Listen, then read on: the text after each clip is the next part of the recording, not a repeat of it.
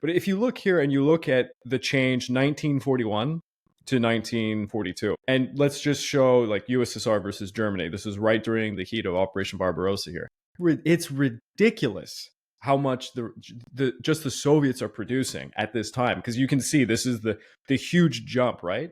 They've moved most of their industry past the Urals, and they're still producing what, like And it's five complete. times what the Germans are. There's absolutely no way the Germans could have ever reached them, because the Germans, I think, when they began planning the OKW and OKH, they knew that they're from the borders. Their operational range is about 300 to 400 miles at most, right? So you're going to get Moscow, but Stalin just needs to go behind, and that's it. And he already did that. The Even if they captured the Black Sea oil fields, right, in the Caucasus, it would have not even affected Soviet oil production, because And the Germans they would not have been able to exploit it very quickly. That is it takes another time. issue. It takes time because you have to set up the facilities and infrastructure, and time is what they don't have. Not to mention, the Soviets will be throwing every counterattack that they can at you. And the Germans, historically, on the defensive, they don't do as well. They're much better. They're like a glass jaw, you know. They do well on the offense, defense not as much. So it would have not been great for them.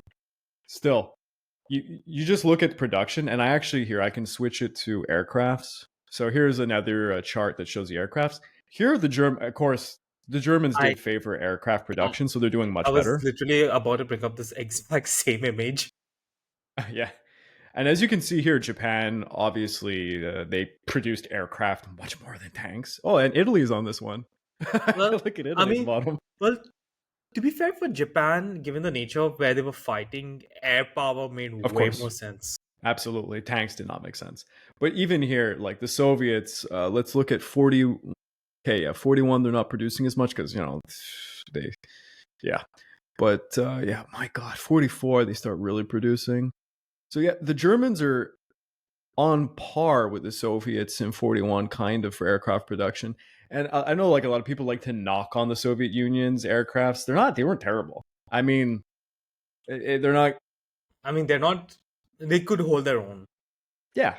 And unfortunately, it's Operation Barbarossa, the airfields are the first thing hit by, the Germans. So it's kind of like the Soviet, the VVS is just decimated. They're almost out of action for like, what, 3 months? I think the best example of Allied industrial power is, I think I would call it actually the loss of convoy PQ-17 from Britain to the Soviet Union, Yeah. because that was an Arctic convoy of 35 merchant vessels, and basically acting on false reports of the torpedoes coming in, the escorts abandoned it on the orders of Admiral Dudley Pound, and the merchantmen were left at the mercy of the U-boats and Luftwaffe.